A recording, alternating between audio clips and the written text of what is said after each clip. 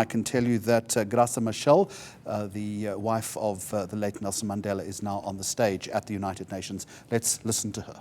Fianan, my dear brother and fellow elder, who also embodied the values of which the UN holds dear. His moral fortitude and commitment to justice should also serve as inspiration to shape the international community into a more stable, peaceful, and equitable one.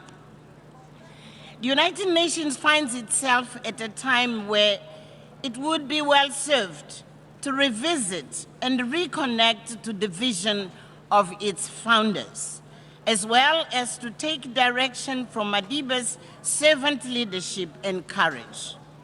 His example of a servant leader reminds us that no sacrifice is too great to ensure the respect and protection of one's people.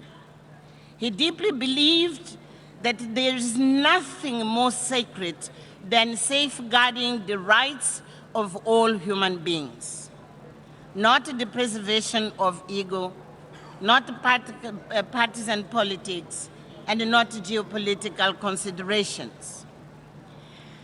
An expert of brinkmanship and keen strategies, Madiba spent nearly 3 decades of his life as a political prisoner, and many years thereafter, negotiating the complexities of peacemaking and nation building.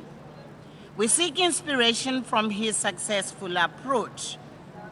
While staying true to his ultimate goal of freedom and social justice, he took the interests of his adversaries into consideration. He silenced his ego and took risks. He gave value to the principle of give and take and negotiated in good faith. The United Nations was shaped by our collective desire to prevent conflict and ensure that never and never again would war engulf nations the world over. Yet, more than 70 years later, today's news reels are full of conflict-ridden headlines, signaling significant discord within and our international community. Global security has deteriorated remarkably in the past decade. The number of armed conflicts has increased. And particularly worrisome to me are the protracted conflicts which have been ravaging our global family for decades. Our collective consciousness must reject the lethargy that has made us accustomed to death and violence as if wars are legitimate and somehow impossible to terminate. There's no justification for the loss of life and suffering in places like Syria, Yemen, Palestine, Somalia, South Sudan, Central African Republic, and Myanmar, just to mention some. It has been far too long. Thousands of our children, just like our own sons and daughters, have been robbed of the joys of childhood. Thousands of women, no different from our own sisters and mothers, have been brutalized by rape as a weapon of war.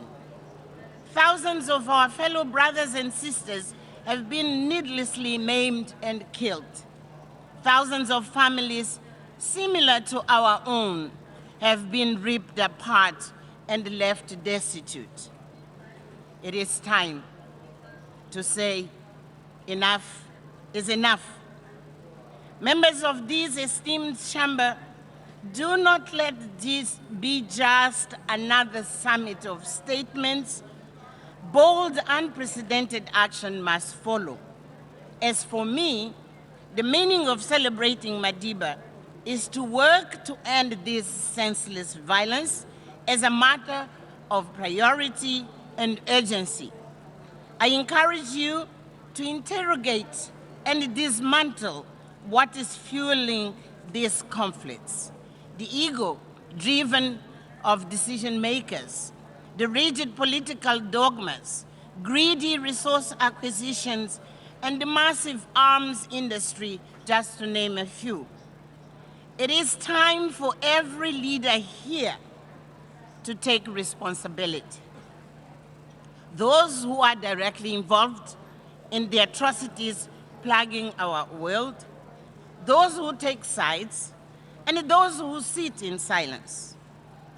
As leaders of this time, you have moral imperative and the ability to bring the death and destructions we witness on a daily basis to an end. Colombia proved it can be done. Others also can follow the example. History will judge you should you stagnate too long in inaction. Humankind will hold you accountable should you allow suffering to continue on your watch. I speak to you as a woman who has experienced firsthand the pain and misery of war.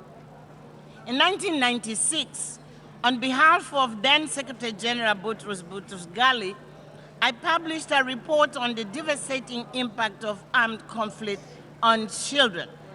My colleagues and I embarked on 2 years of research which brought us to conflict settings in every corner of the globe. I was just a mother then, horrified by stories of frightened children and grief-stricken mothers in the refugees and displaced camps. Today, I am a grandmother, still haunted by their eyes and still sitting with a heavy heart, knowing the fate of children in conflict settings has gotten worse. A voice of a Palestinian child still whispers to me when he asked, when this is going to end. And I know that that boy, now a young person, is still in a refugee camp, in a Palestinian camp. We cannot rest until we right these wrongs. And we need to work more collaboratively with those outside of this room to do so. We therefore actively support the Secretary General Antonio Guterres for putting peace at the highest of his agenda. Peacemaking does not only require a political response, it equally requires the muscle of the private sector, civil society organizations, and the citizens at the grassroots as well. As an example, 25 years ago, an African institution, ACCORD, was established to contribute to resolving Africa's conflict so as to create the conditions for human security, economic prosperity, and social cohesion. Today, after working on almost all of the Africa's protracted conflicts, we know that working towards peace alone will not deliver this. Peace, together with governance and development, is the only approach that can ensure stability. Therefore, in July of this year, the President of South Africa, Cyril Ramaphosa, and ACCORD launched a new initiative called Global Peace to take ACCORD's experience from Africa and the Global South and extend our solidarity across the world. Global Peace will make a modest contribution in transforming how nations drive development and stability. It will promote an ecosystem of innovators, influencers, investors, and implementers to generate innovative solutions to challenges of our time. This civil society initiative will complement the efforts of governments and multilateral agencies and strengthen multilateralism. When Madiba founded the Elders in 2007, he gave us a specific mandate, I quote, to support courage, where there is fear, to foster agreement where there is conflict, and to inspire hope where there is despair, unquote. We elders spent the past year leading up to Madiba's 100th birthday, identifying and showcasing 100 inspirational civil society organizations of all sizes and from all geographies. Each of these 100 organizations represents one of 100 ideas for a freer, fairer world. They work with a commitment to finding what unites their communities, and through collective efforts, they are achieving peace, justice, health, and equality in their communities. On behalf of the elders, I have the honor to give this assembly with an inspiring publication featuring these sparks of hope, which I will hand over to President Espinosa Garcés and to Secretary General Guterres upon the conclusion of my remarks. This compendium highlights the moral courage and the leadership of change agents across the world. And I hope you will take inspiration from their work to accelerate social transformation. In closing, I challenge you with Madiba's words.